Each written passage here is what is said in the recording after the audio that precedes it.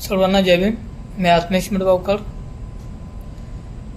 बहुजन समाज पार्टीची आत्ताच लखनौमध्ये रॅली झाली आणि त्या रॅलीमध्ये बहुजन समाजाने आपली ताकद दाखवली की आम्ही कोण आहोत. आम्ही या देशाचे मूळ मालक आहोत. आमच्यावरती हजारो वर्षापासून अंधश्रद्धेच्या माध्यमातून किंवा जात धर्म पंथ याच्या माध्यमातून आमचं शोषण केलं. कालांतराने या देशामध्ये 109 महापुरुष जन्माला आले आणि त्यांनी स्वातंत्र्याची लढाई लढली. त्यामध्ये मुख्य म्हणजे फुलेशाहू आंबेडकर.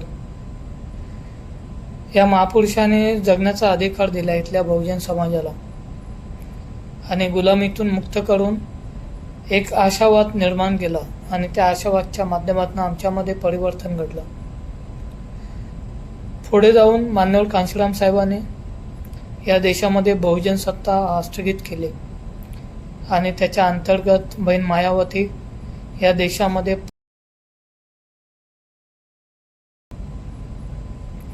परत एकदा आपण सत्तेच्या दिशेने कूच करत आहोत आणि त्याचाच एक भाग येणाऱ्या कल्याण डोंबिवली महानगरपालिकेमध्ये आपण पूर्ण ताकदीनिशी उतरत आहोत.